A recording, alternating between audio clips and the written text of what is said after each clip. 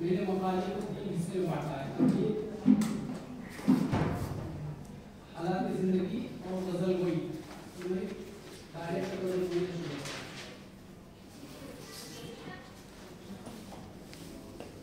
اگر سلطان اختر کی غزل گوئی کی بات کی جائے تو بنیادی طور پر غزل گو شاعر ہیں اور نئے لب و لہجے کے شاعر ہیں جو بہت دنوں تک کوشائی غلامی میں رہے. یہی وجہ ہے کہ ان کے شعری مجموعے بہت تاخیر سے شائع ہوئے.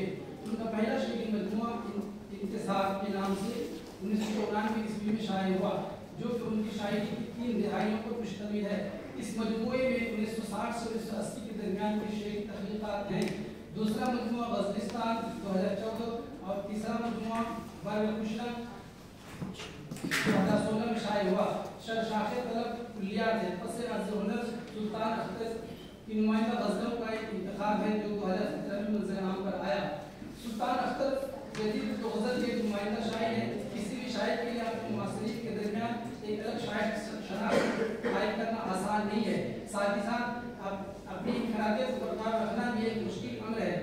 ہر آدمی کی شاعری کا اپنا خاص معیار اور مزاج ہوتا ہے. شاعری کے کچھ تکنیک ہوتے ہیں جس کی بدولت شاعر وقت کے مزاج کو سمجھتا ہے اور اسی نہج پر شاعری کرتا ہے. اس معاملے میں سلطان اختر کا نام لیا جا سکتا ہے جنہوں نے نئے ہوا کی تیزروں میں اپنے آپ کو سنبھالا.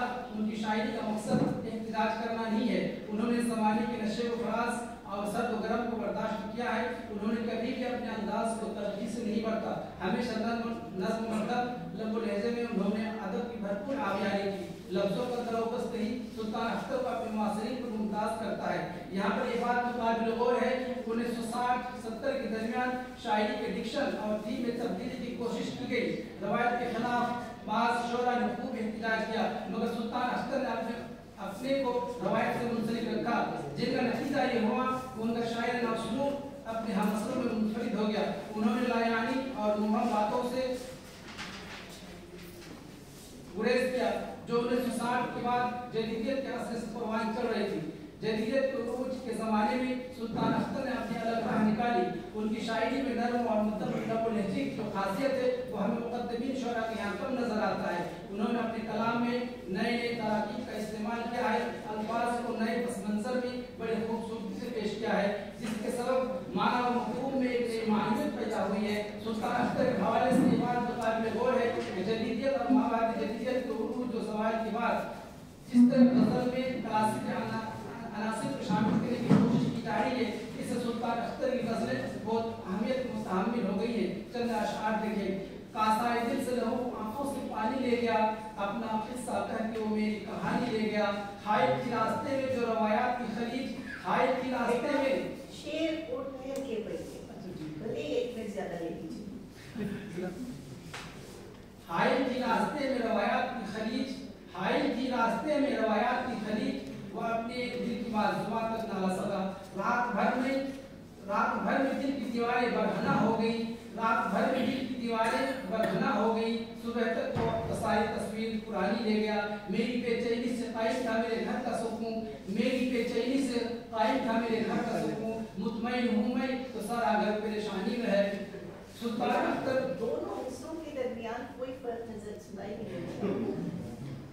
آپ مقالہ پڑھتے ہوئے تو تھوڑا شعر پڑھتے ہوئے تھوڑا چاہیے نا. اچھے شعر کا فرق نہیں ہو جاتا ہے تیز پڑھنے سے. سلطان اختر کی شاعری بعد میں حلقوں نے کافی پسند کیا ہے. ان کا انداز بالکل کو نرالا ہے. کچھ شاعری بالکل کے انداز میں کرتے ہیں. ان کا اسلوب شامیز ہے جس میں نفاست کا امتزاج ہے. سلطان اختر کی شاعری اور اسلوب سے متعلق شمس الرحمان فاروقی کا یہ کہنا بہت درست ہے. اسلوب کی سطح پر دیکھیے سلطان اختر نے خوبصورت فن فارسی امیز نفاست اور روزمرہ کی گفتگو کے عام کا ایسا امتزاج ایجاد کیا ہے جس میں کوئی ان کا شریک نہیں. یہ ایسا اسلوب ہے جس میں ظفر اقبال جیسی طباعی اور موزونی نہیں اور نہ ہی شہریار جیسی شائستہ لطافت ہے.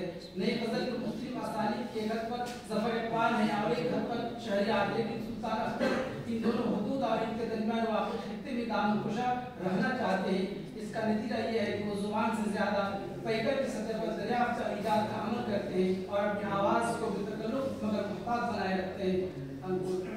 سلطان اختر نے غزلوں کے علاوہ دوسری شعری اصناف میں بھی शब आजमाई की है, जिनमें नज़म, रुबाइयात, क़ुरआन और दोहे शामिल हैं, मगर वे ग़ज़लों की हैसियत से कामयाब रहे हैं।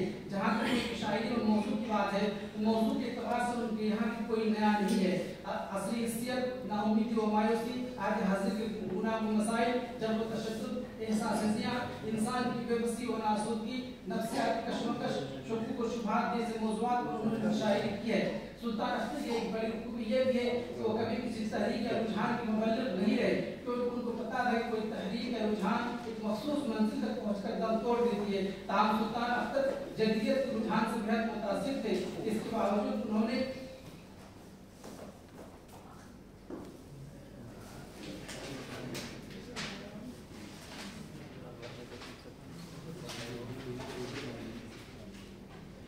नए गज़ल की एक बुनियादी खासियत पैकर तराशी है। इस मामले में सुल्तान अख्तर मासरीन में किसी से पीछे नहीं है।